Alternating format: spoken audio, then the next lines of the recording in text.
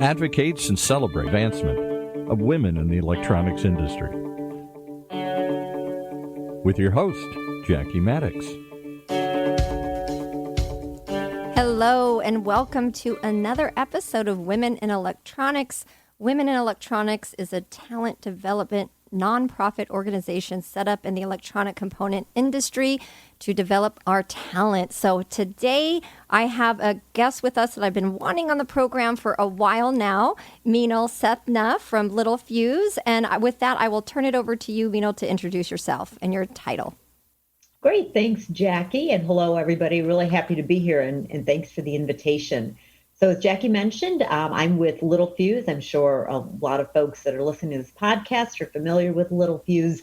90 plus years old. My role is CFO or Chief Financial Officer of the company. So as a lot of people might say, managing the money. A few more things than that, but that's usually what CFOs are known for. And I've been with the company over 5 years now and really happy to be part of the company and part of really this industry as well. Well, we are honored to have you on the program. And so with that, we'll just get into asking you some questions. So first of all, I thought it was interesting when I first met you because I realized that you were not from our industry. You had come from out of the industry. And what we're finding is tends to be more of a complicated channel for somebody who comes from out of the industry. So maybe I'll turn it over to you to comment on that. And how did you find that once you entered the industry? How did you get your wits about you? How did you learn the channel? And maybe what your input for other people coming from other industries would be coming into our channel.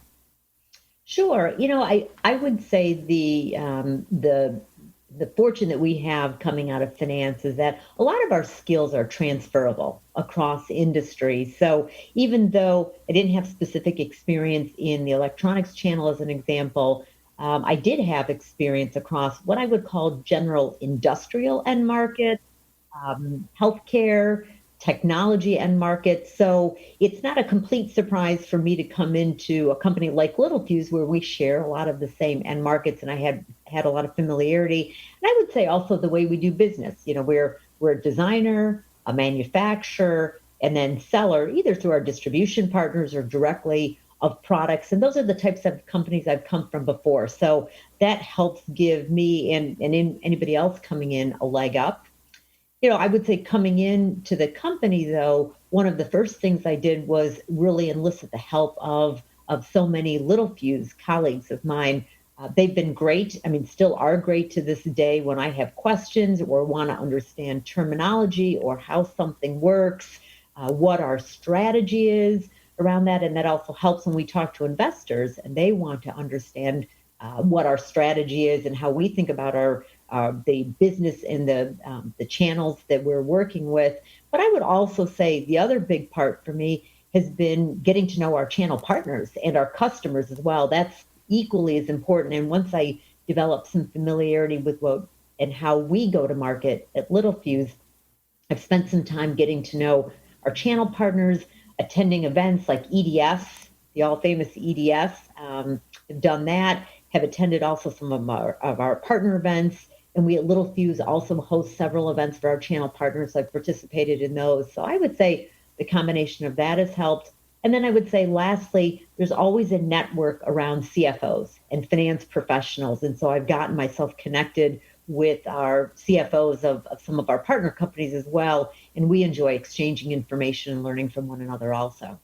Well, that's really good input because I think regardless of the position you're in, to network with people in your similar positions is really strategic and a very good idea.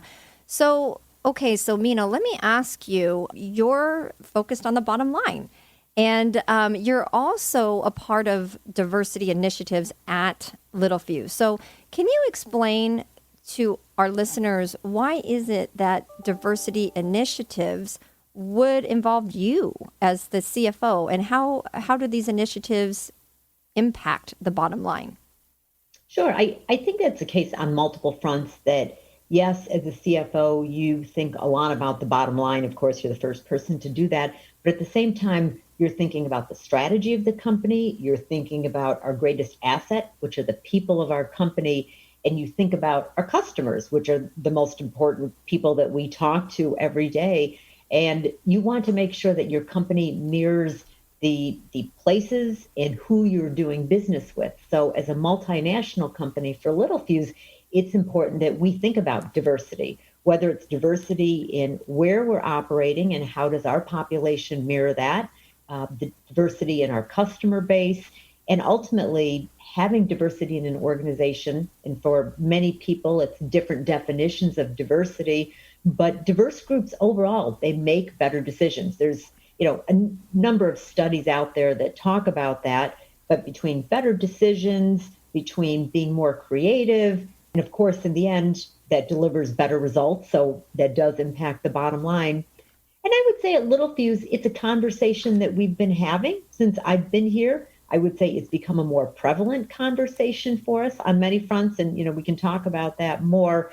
We're early in our journey, but we've been making good progress along the way. So I think, everybody in the company definitely realizes the importance of diversity. Well, I think it's a really great point. And I think that the modern way of looking at our budgets and looking at people is looking at people as an asset now, like you just said, instead of just a cost, and really moving beyond that. And you also mentioned the customer base. And this is where we see in our industry that our sales channel doesn't always match our end user customer base. So our end users tend to be more diverse in their makeup. So we're trying to match that. So I'm really interested about this conversation. And before we get into maybe some women's initiatives at Littelfuse, I wanted to ask you first about affinity groups, because this is such a key point that I think that we kind of breeze over sometimes in our industry, because what is the definition and what do people think of when they think of, say, affinity groups, and why would an affinity group be essential for a company's bottom line? So what are your thoughts on that? Sure. So we started talking about affinity groups a few years ago, and now the terminology we've been using in the company are employee resource groups. And as we think about that, within Littelfuse, we have one employee resource group, and that's our Women's Initiative Network that I'm happy to talk more about. For us, what we've seen is it's a mechanism for us to be able to take employees who have a passion about ideas or a particular set of ideas or initiatives that they want to see across the company. They have a lot of energy around that.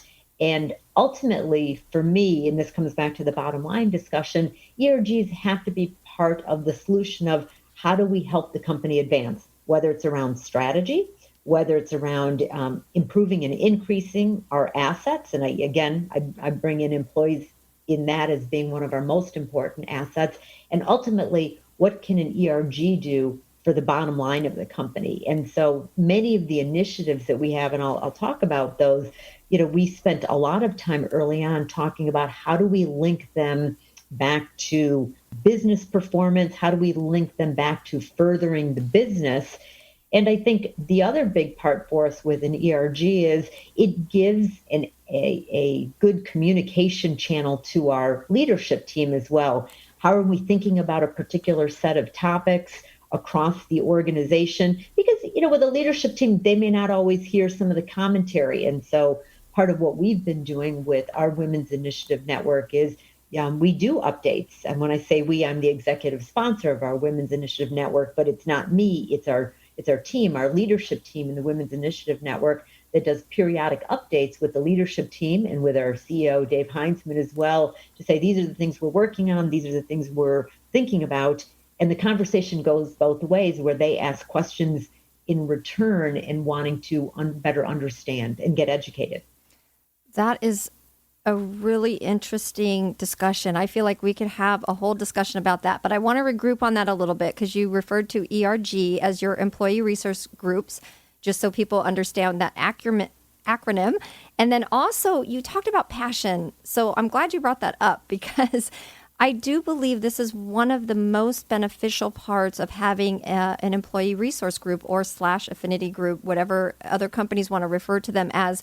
But it's so critical to understand that when people find their sense of home, their group they can feel grounded in, they're bringing that diversity to the table. You want people to be who they are, but bring that to the table, right? And that's how you get the diversity. So I love that you made that point.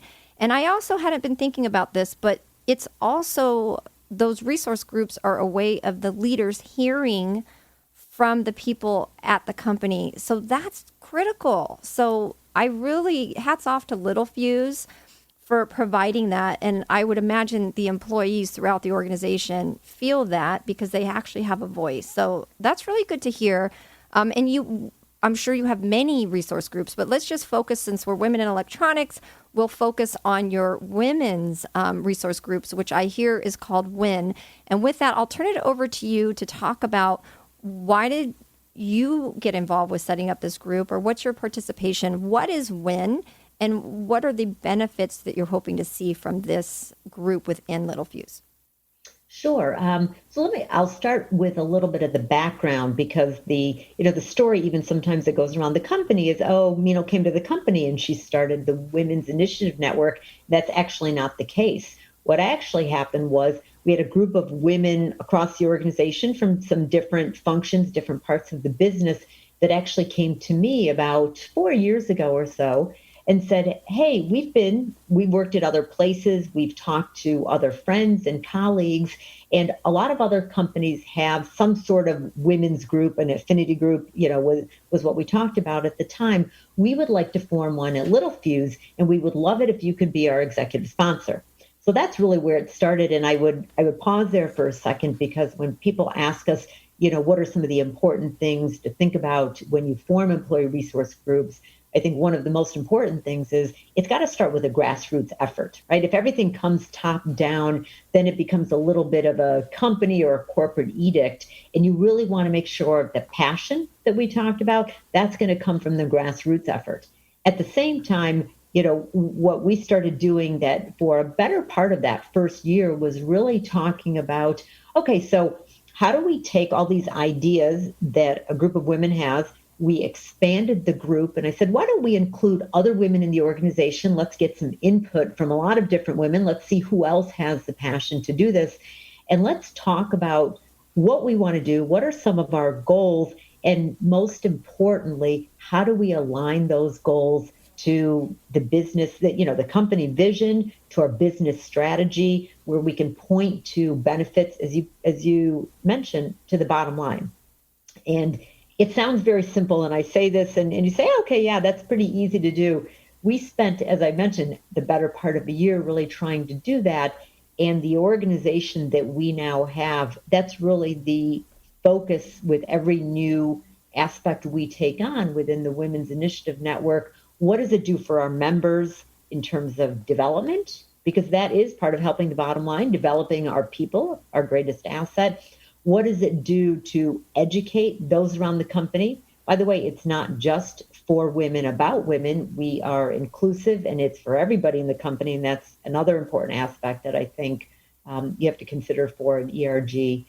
So what do we do around development? What do we do around education? What do we do around our communities? There's a philanthropic element that WIN decided that they wanted to include as well.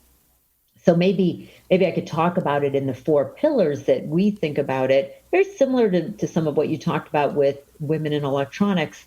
We focus around educate, engage, empower, and elevate. So how do those fit together with the company? The educate is really around initiatives that we have around employee development. So we do things like a Littlefuse Connected series that, you might call a lunch and learn, where we have different speakers. Many times the speakers are women. Most times it's women in the company to really talk about a particular business topic that we have. We do day in the life, or, a career in somebody in the organization. We've also done things like a reading roundtable, where an executive in the company, male or female, sponsors a particular book, and we'll talk about that, and we'll bring a group of people in and do that. And as an example, I actually just sponsored the recent book, and we talked about unconscious bias, which is a topic that's come up a lot lately. Secondly, we talk about engage, which is, how do we engage one another? How do you build a network in the company? And people think, well, why is a network important? Because it helps you get work done in a company, especially when you're multinational, spread across different functions and businesses and geographies. That's important. And as part of that, we started WIN in our Chicago headquarters office, but have expanded now to chapters around the world, which is one of the things I'm most excited about. So we've had chapter meetings and groups that have gone on in their own direction across China, across Europe, where we've got some great presence there, especially in Germany and Lithuania, in the UK, in Mexico.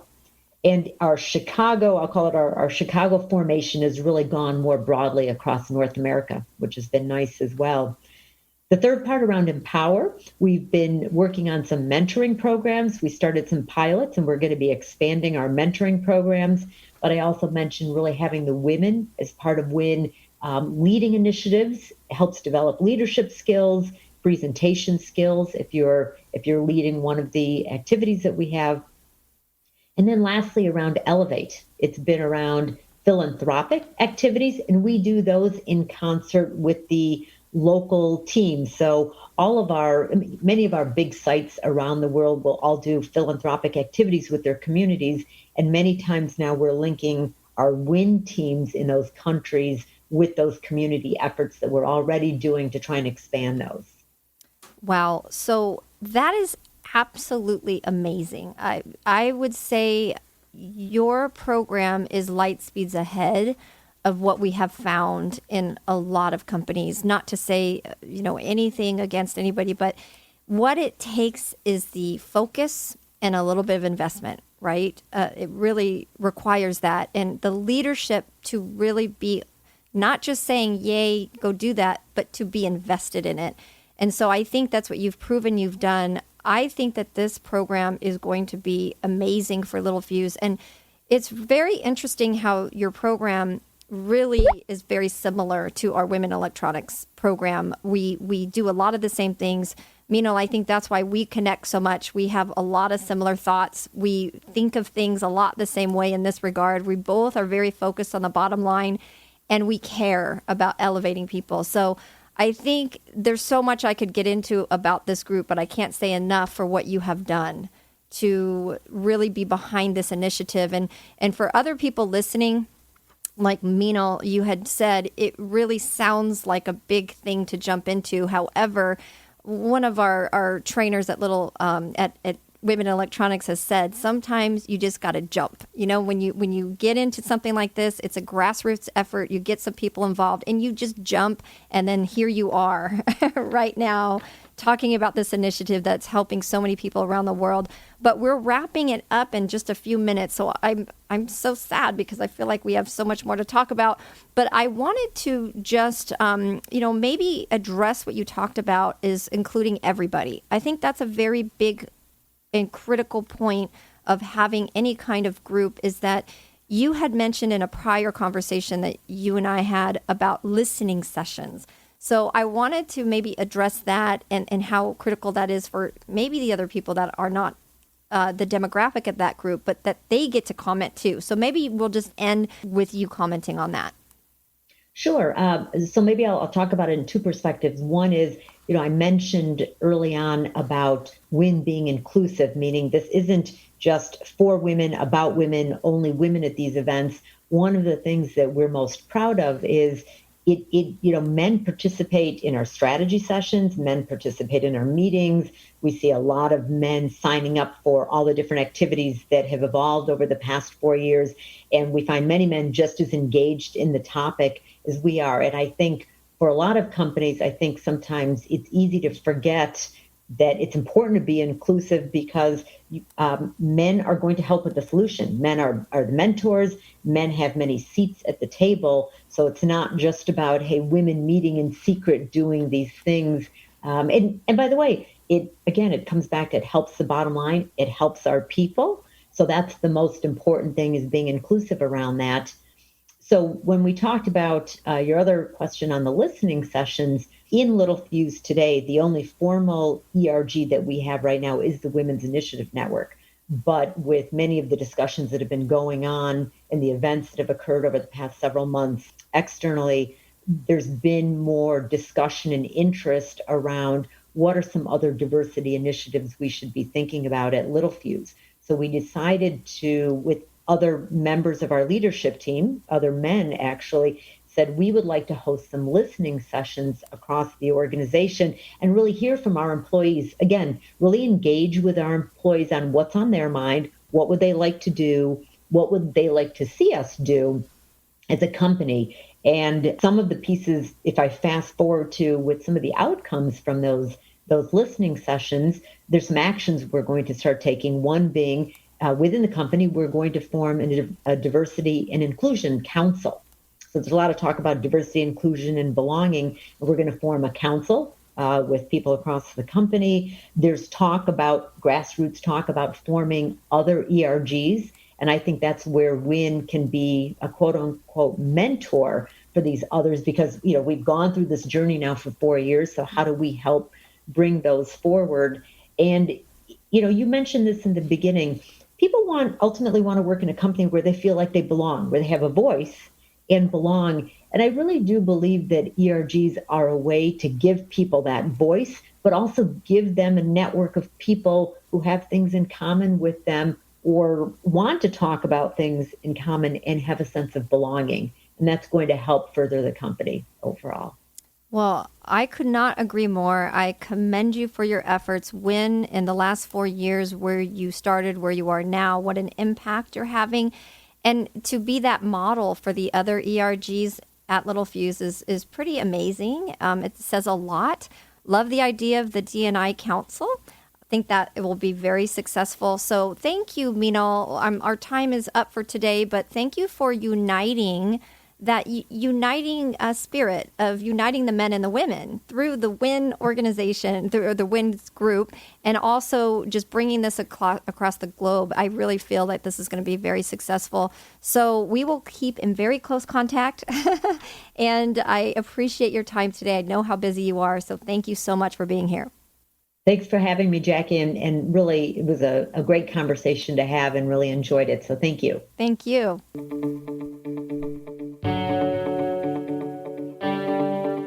You've been listening to another episode of Women in Electronics, right here in Orange County's only community radio station, octalkradio.net.